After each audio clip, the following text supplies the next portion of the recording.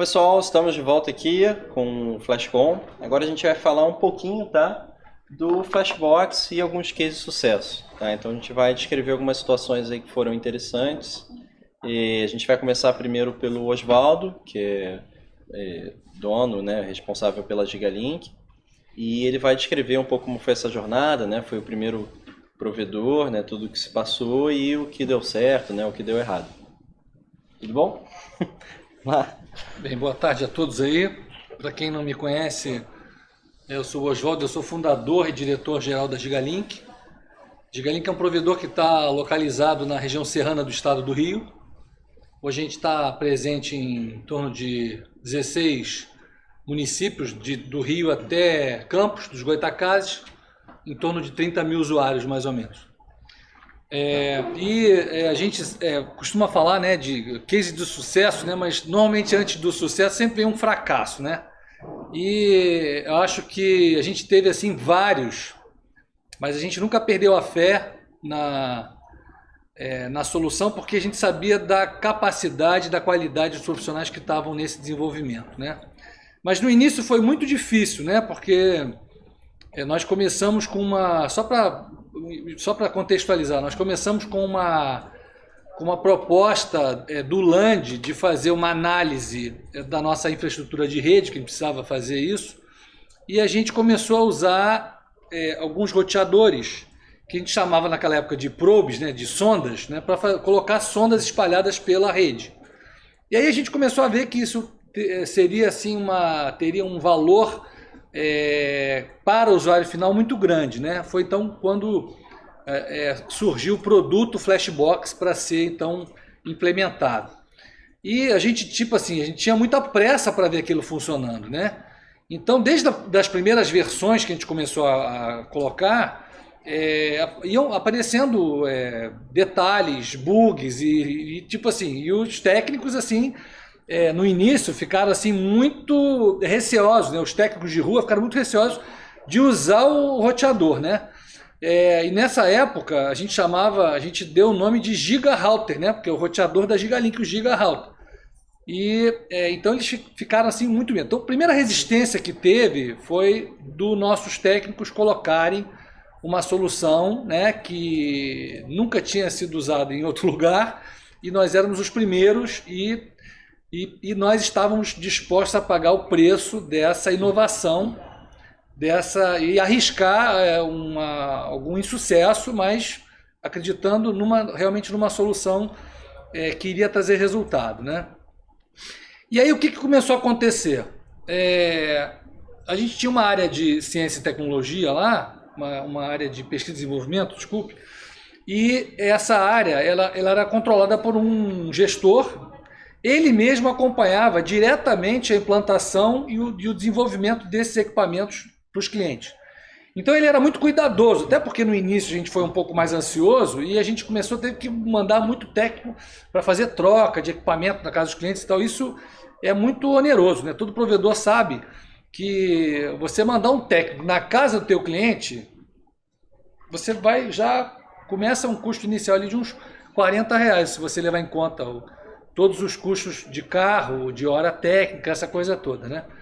Então, realmente no início que a gente começou a colocar, a gente tinha esse problema de realmente dar errado, travar, dar algum bug, e a gente ia ter que mandar o técnico lá com outro roteador embaixo do braço para fazer essa troca. E aí, o que aconteceu, né? O tempo foi passando e os bugs foram sumindo, foi ficando super redondo a solução, né?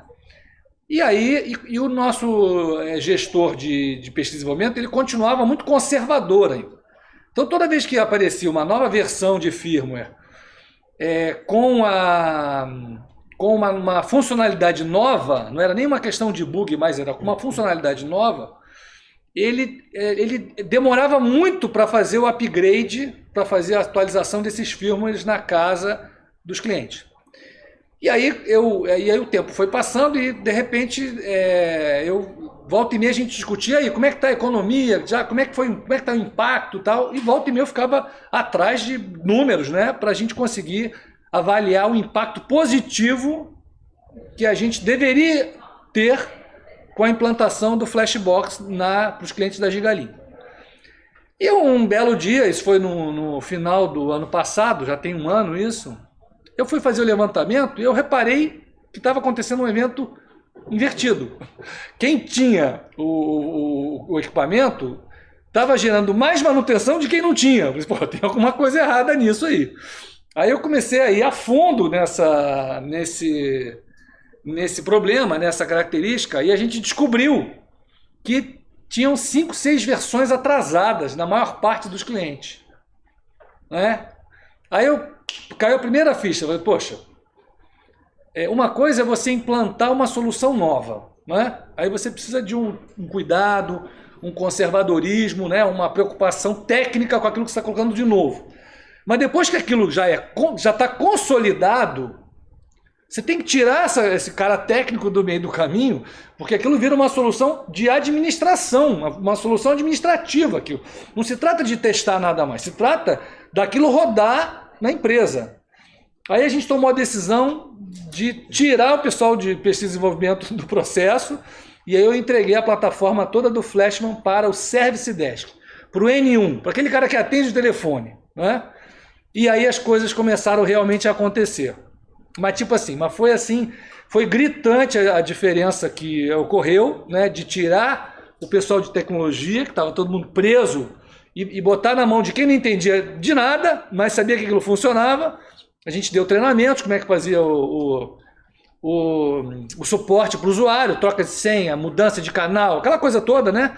E atualização e tal, e aí a coisa começou realmente a funcionar. Eu trouxe aqui um gráfico que dá para a gente ver aqui, em março, né, desse ano, aqui tem um número de visitas técnicas por mês, né, quando a gente começou realmente a dar esse choque, né, a treinar o pessoal daqui para frente, o pessoal ficou treinando, né, o pessoal do N1 ficou dando esse suporte. Então a gente tinha aqui em torno de 1.200 visitas técnicas mês e foi caindo,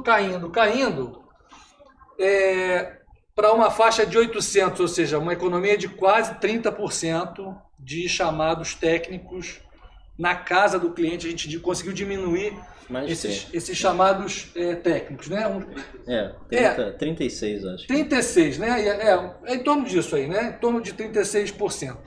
E aí, depois disso, a gente começou a fazer outras medições também. Isso foi um impacto assim direto que a gente conseguiu diminuir em termos financeiros a quantidade de visitas técnicas que a gente chama de presenciais, né? Mas uma coisa que aconteceu aqui também, que não trouxe o gráfico aqui, mas eu cheguei a mandar esse gráfico, mas a gente não está apresentando aqui hoje, sim, foi o tempo de resolução de um chamado de primeiro nível. Então a gente tinha, que eles chamam de FCR, né? First Contact Resolution, né? Resolução em primeiro contato. Então o cliente liga para o telefone com algum problema e você mata aquele problema ali no nascimento do telefone. E a gente conseguiu reduzir muito esse tempo. Então a gente tinha um tempo aí de resolução médio aí de 26 a 30 horas, a gente conseguiu reduzir isso para menos de 8 horas, e o nosso FCR aumentou de 60% que a gente tinha para em torno de 90% o FCR. Então esses indicadores assim trazem assim agrega uma reputação para a empresa, de uma empresa que tem realmente um produto que é estável, um produto realmente que não dá problema, né? Então foram assim parâmetros econômicos, né? O que a gente tem feito ultimamente agora? A gente faz uma análise do nível de satisfação que o cliente tem, né, antes e depois que a gente coloca o equipamento.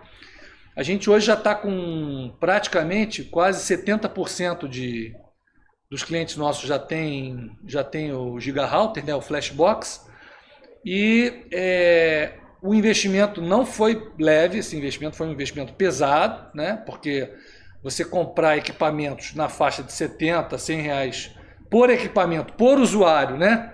Então, você pensa aí, 20, 30 mil usuários, estamos falando de 2, 3 milhões de reais de investimento, né? Mas foi um investimento que a gente acredita que já fez um impacto e ele vai ter um resultado a médio e longo prazo que vai pagar muitas vezes esse investimento que foi feito, entendeu? Então essa é a certeza que a gente tem, né, de estar usando essa solução, né? Eu penso também, por outro lado, eu penso como sócio, né, que sou da Anlix também, que muitos provedores ainda nem mal conhecem o problema que tem nas mãos. Então, se o cara não sabe que ele tem um problema, como é que ele vai procurar uma solução daquilo, né? Então, às vezes, o cara tem uma quantidade de chamados e uma insatisfação de atendimento gigantesca, às vezes não consegue dar conta do atendimento, porque a senha do roteador está travada, porque o roteador travou, porque foi atacado, está hackeado, com algum problema assim, né? E a solução está aí, está disponível, né? Eu tenho certeza que vai fazer bastante diferença, né? Bem, não é muito o que eu tinha para falar, era mais um testemunho realmente. Aí eu queria, de repente, abrir para alguma pergunta, se vocês tiverem alguma coisa específica que a gente puder responder, né? Até o pessoal também que está online assistindo aí a gente remotamente, talvez queiram fazer alguma pergunta. Eu estou à disposição aqui para isso.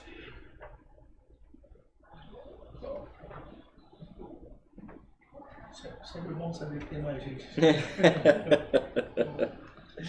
Eu não sei se estatística você tem também a gente teve uma redução muito grande de abertura de ordem de serviço por reconfiguração de equipamento. Aqueles piques de luz das regiões que a gente mora, no reseta o roteador. Eu acho que essa foi a maior redução que a gente teve na curva de... Porque se você levar em conta, né? Porque a cada 2 ou 3 visitas que você faz ao teu cliente, você paga um roteador, né? Então, na verdade, a gente está fazendo uma economia, né? A gente teve uma redução muito grande nisso. Acho que era o maior problema. A qualidade de energia... Verificar também que o roteador está resetado ou não, aí abre um chamado dizendo que poderia estar. Por isso que você falou, nem sempre o cliente informa totalmente o problema que está, né? Infelizmente, está conectado, mas não está sem internet. Aí quando o técnico chega lá com o roteador desconfigurado, aí já gerou. O fato das LEDs, né? Onde cai, né, o nó de suporte, como é que tá o seu roteador? Tá tudo buscando, ele já sabe que não está sem internet. Uhum. A gente também teve resistência, né? Eu tinha comentado. Eu até falar um pouquinho de vocês agora. É coisa nova, né? O ser humano ter uma resistência para série com a zona de conforto. Mas assim, hoje em dia é tranquilo lá. E eu acho que quando a gente trabalha com uma solução de inovação, você tem que fazer muito uma evangelização, né, de toda a comunidade, de todo o ecossistema que está envolvido ali, né? Então, primeira evangelização que tem que fazer dentro da empresa, de saber que aquilo ali é definitivo, ninguém vai sair dali depois que entrar, ou seja, aquilo ali é para valer, ninguém está brincando, né? Então a empresa tem que saber, bom, isso aqui é para valer, tem que funcionar, isso tem que estar, então eu tenho que me comprometer que isso vai dar certo, né? Então, muitas vezes eu tive que discutir, que brigar com as pessoas e falar assim, pô, gente, vocês estão pensando que a gente está o quê? De brincadeira? Que você acha que a gente botou aí 5 mil, 10 mil roteadores de sacanagem? Ninguém está de sacanagem aqui, entendeu? Então, foi assim, várias situações que a gente tem, né? A empresa, então, evangelizar a empresa. E depois evangelizar o nosso usuário, porque ele também não tem muita noção. Então, uma campanha que a gente faz agora lá é que os clientes façam download do aplicativo. Porque isso ainda é uma carência, né? As pessoas, por mais que a gente divulgue, né, por mais que a gente oriente, que quando o técnico vai fazer a instalação, que ele dê aqueles 10 minutos da certificação do local, a gente não faz aquilo ainda. Mas a gente, pelo menos, tenta induz o cara a fazer o download do aplicativo e fala com ele minimamente o que ele tem que fazer ali para ver se está funcionando e tal, né? No nosso caso, a gente fez um adesivo com QR Code em cima, falando do aplicativo, o cara só aponta e baixa. Ótima ideia. Eu já vou copiar isso aí já. Eu já vou fazer isso aí também. Legal. Ótima ideia. Pegou os modelos que a gente trabalha, aí pegou o menorzinho, fez um adesivo que ficasse bem nele e coloca em todos os o Arão até deu uma ideia legal já na visita que eu fiz lá, né? De quando abriu, se por acaso o usuário digitar o IP lá do gateway, em geral tem aquela interface web, né? Abre assim, baixa o aplicativo, é esse aqui, tem só uma tela assim, baixa o aplicativo e dá as informações. Até um QR Code. Dentro do roteador. Geralmente ele procura para acessar a administração. que conhece um pouquinho mais, né? É. E aí ele abriria, O técnico, né? abriria Sim. uma questão de baixo nosso aplicativo. E uma certeza também que a gente tem é que, além dessas coisas, esses ganhos diretos que a gente já teve com a implantação da solução, é o que a gente tem de futuro para isso, né? O que a gente vai poder usar esse equipamento, esse gateway, esse servidor de conexão de segurança dentro da casa do usuário. O que a gente pode fazer com esse equipamento no futuro, não é? Então, isso a gente vai ver agora nas próximas palestras aí, né, professor? A gente vai falar sobre isso aí, mas é uma coisa, então é um investimento que a gente está fazendo que já ele se paga, pelo que ele já entrega, ele já se paga muito. Mas pelo futuro que a gente vai ter, é outro nível de investimento que a gente tem também e que o céu é o limite. A gente sempre brinca que o céu é o limite para o tipo de retorno que você pode ter em cima dessa caixinha que você vai gerenciar toda a casa do cara lá com a internet das coisas, né? Então beleza. Passo para o Guilherme. Obrigado. Obrigado, Oswaldo. Não, só queria complementar aqui, até com outro provedor que está aqui presente, que é a Intnet, só reforçar, na verdade, alguns dos pontos que o Oswaldo falou aqui. Então, o Marcelo está até aqui presente, o CTO da Intnet, e tem alguns pontos aqui, eu visitei lá, ele fez um depoimento, né, eu pedi a autorização dele para usar esses relatos, e tem alguns pontos que eu gostei, que eu gosto sempre de realçar, tá? O primeiro ponto é a redução do tempo de configuração na ativação de novos clientes, né? Então, o técnico vai lá, ele já vai seguindo o mesmo processo, o equipamento está sempre da mesma forma, com as mesmas capacidades, tendo a comunicação com a central, né, já faz a ativação do cliente. E aí não tem que ficar configurando o Wi-Fi, né, já tem todo um processo. Ou você tem que configurar o Wi-Fi para o cliente, já mostra o aplicativo, já introduz, né, o aplicativo para o cliente. Então, coisas como ativa o IPv6 ou configura o IP tal do equipamento, você vai mitigar esse problema de configuração, né? Outro ponto que é muito importante, né? Parece besteira, mas é muito importante, que o roteador sai sempre da mesma forma, né? Sempre com as mesmas capacidades, com IPv6, né? com DHCP tudo certinho, se ele está em PPPoE ou está em DHCP, dependendo do acesso, ele sai sempre da mesma forma. Então o técnico encontra o equipamento sempre da mesma forma, né? Isso reduz muito nessa habilitação. Outro ponto, dificuldades anteriores, né? Isso aqui foi específico da Intnet, né? O Marcelo relatou que havia muita dificuldade em configurar sempre o IPv6 em cada cliente. Cada roteador era de um jeito, tinha uma nuance diferente, e nem sempre o técnico tinha esse cuidado, né? E às vezes ficava faltando algum detalhe, ou então não ativava o IPv6 da forma correta. Então, com isso, com essa padronização, o IPv6 entrou num trilho para ser usado no provedor. Tá? Outro ponto é a central do cliente, ou seja, o atendimento, o N1, N2, tem agora a visão de quem está conectado dentro da casa do cliente, de quem está conectado no Wi-Fi ou no cabo. Então, essa visão trouxe, né, até inclusive que o Oswaldo relatou, isso baixa o First Contact Resolution, porque não só a configuração está ali à mão do atendente, mas também ele consegue ver o que está vendo ali, o que o cliente está relatando e confirmar, ou então participar do diagnóstico, né? Não deixar tudo para o atendimento local.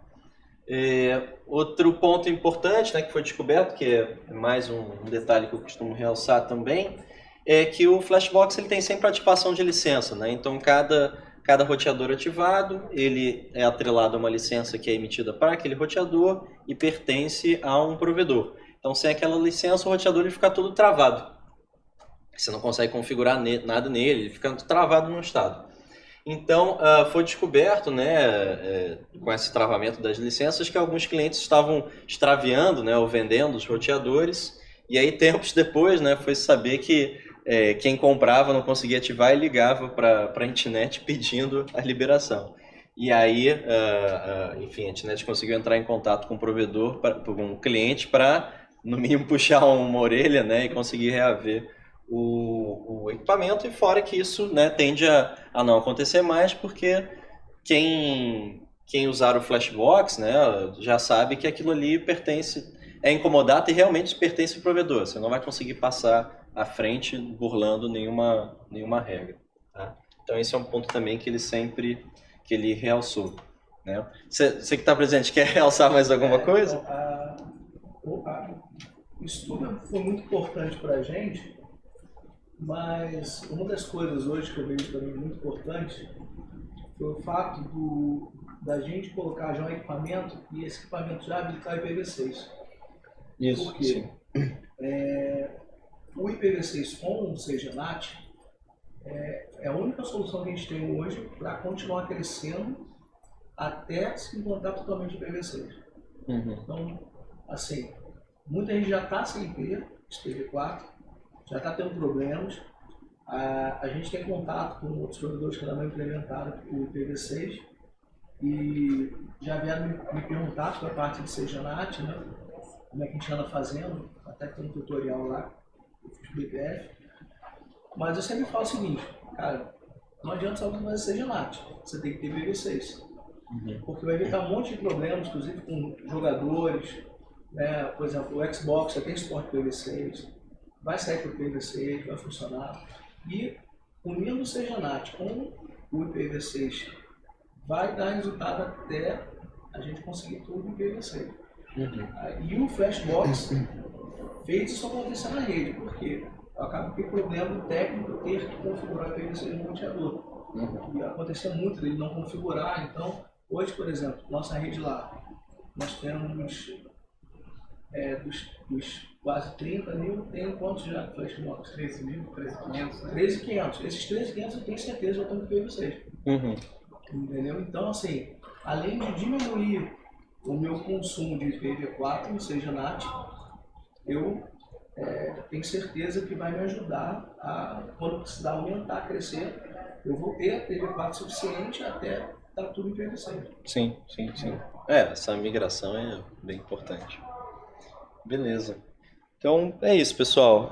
Essa parte de cases eram esses dois principais que, né, a Gigalink começou com a gente, tudo mais, tem todo um histórico, vocês também já são clientes há bastante tempo e a gente tem dados aí para falar, para apurar, né, e para realçar alguns pontos.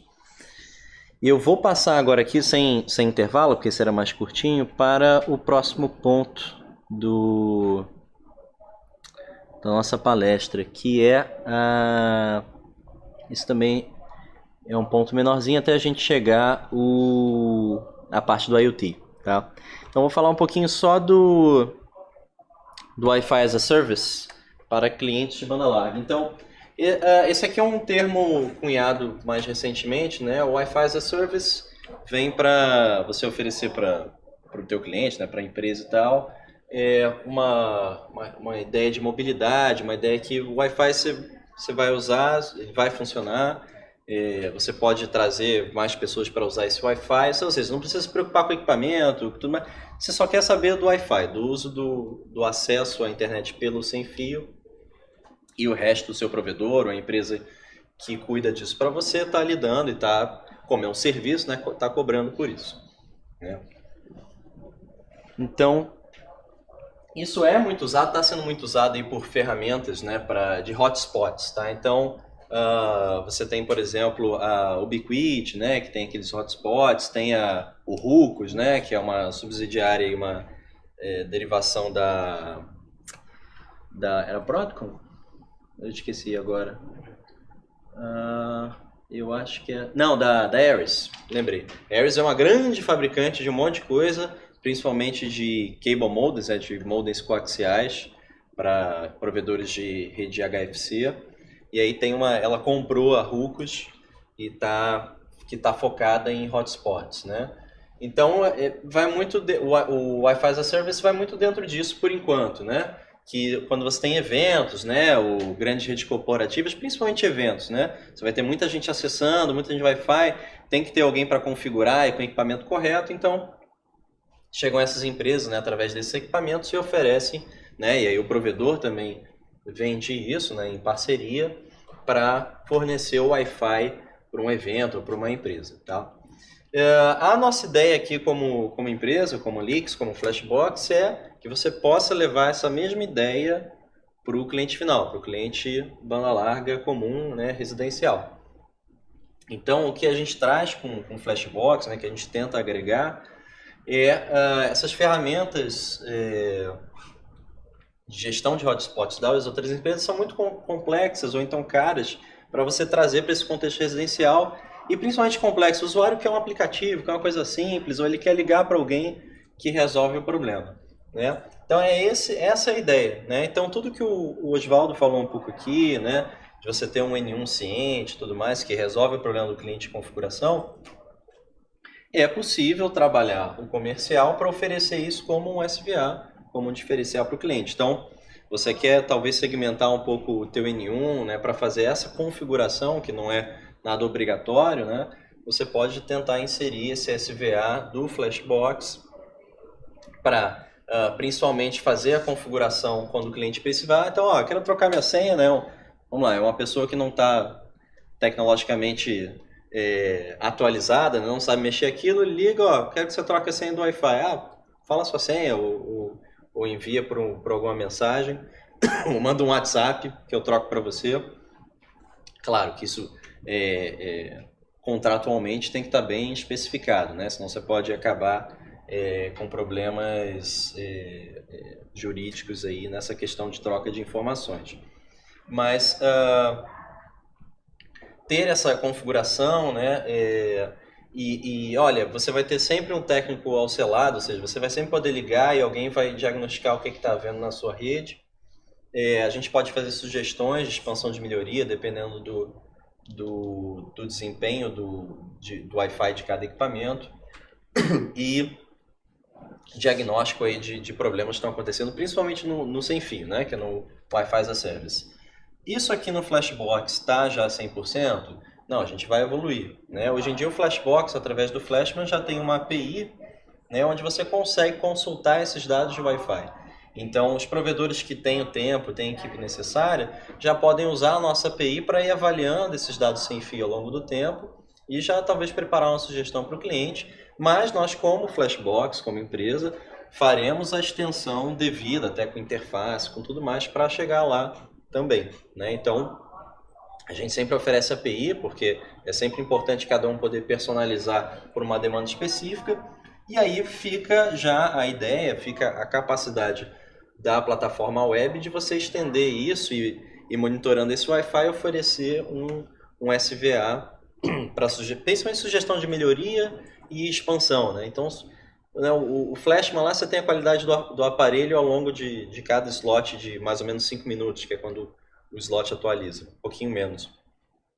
Então isso você pode ir coletando se vocês tiverem um data center adequado e tudo mais e formular em um SVA, um Wi-Fi as a Service, que nós ofereceremos para quem não tiver equipe adequada, mas a ferramenta já é capacitada nisso em termos de API, tá? Então, essa é a principal sugestão, fica aí o Wi-Fi as a Service para vocês começarem a trabalhar esse conceito. Em termos de configuração, né, e atendimento, isso já é possível. Se isso for possível ofertar para o teu cliente, é interessante que faça, por mais que seja um SVA pequeno, já vai ajudar, seja na aquisição de novos roteadores, né, com certeza esse a mais aqui funciona, e um SVA talvez um pouco mais generoso, né, esteja atrelado a essa análise, esse diagnóstico aqui, tá? Que via API já é possível, tá? Então aqui eu queria abrir um pouquinho para vocês, não sei se vocês já chegaram a trabalhar com API, o Osvaldo, por exemplo, já tentou implantar isso como SVA, né? Você tem algo a dizer? Uma coisa que a gente está tentando organizar é a gente oferecer um serviço que uma pessoa com mais conhecimento faça aquele diagnóstico dentro da casa do cliente. Não sei se vocês chegaram a ver na Ubiquiti, tem uma plataforma que você tem uma casinha, você coloca um ponto de hotspot de 5 GHz ou 2.4 e você vai desenhando as paredezinhas da casa e ele vai dizendo onde é que tem mais sinal, menos sinal. Vocês já viram essa plataforma? Pois é. Então a ideia é que a gente conseguisse até fazer um croquis da casa do usuário e oferecesse como um serviço de valor adicionado, como um Wi-Fi as a Service. Então, além de oferecer o roteador, a gente vai oferecer um roteador, um sistema de Wi-Fi funcionando bem na casa do cliente. Então a gente está formatando esse serviço de como é que seria, quanto que a gente cobraria para fazer isso, para o cara lá fazer no croquis, jogar dentro dessa plataforma lá, que é o Ubiquiti tem. Primeiro a gente usa do Ubiquiti, depois a gente pode fazer uma também. Mas a gente usaria essa plataforma, montaria lá as interferências, o nível de sinal de cada parte da casa da pessoa, e a gente faria um projeto específico para o cliente. Projeto de rede dedicado. De rede Wi-Fi para o assinante, exatamente. Então, acho que isso é um serviço de valor adicionado, né? Hoje a gente tem um desafio muito grande, é que a concorrência, né, aumentou muito de provedor, né? Então eu brinco lá que a gente hoje vende banana d'água, né? Provedor hoje tem acesso à internet é banana d'água. Todo mundo tem banana d'água. Qualquer quitanda vende banana d'água, né? Como é que você diferencia a sua banana das outras? Então, você tem que ter gelé de banana, você tem que ter banana split, você tem que ter banana com cereja em cima, você tem que ter outros tipos de banana, não só banana, entendeu? Então, eu acho que é esse tipo de diferencial que a gente pode oferecer, um serviço que nunca uma NET vai conseguir fazer, nunca uma Claro vai conseguir fazer, nunca uma empresa grande vai conseguir fazer. Esse atendimento próximo que a gente vai se diferenciar para esses clientes, entendeu? Então é nesse sentido que a gente tem trabalhado lá. Sim, sim. Quando tiver alguma coisa pronta, a gente pode... Sim, a API está lá e a gente está juntando aí figurinhas para formular esse Wi-Fi as a Service, né? A gente pensa muito no que pode ser o aplicativo, né? Porque tem que ser fácil, tem que ser à mão, né? Esse diagnóstico, né? A instalação inicial é onde o técnico entra mais, onde o provedor entra mais, né? E tudo que for prático é ótimo, né? WhatsApp, alguma coisa assim que ele manda. Hoje em dia tudo é por WhatsApp, né? Então, tudo que for bem simples para o usuário é o que a gente tenta trabalhar em cima do Wi-Fi as a Service.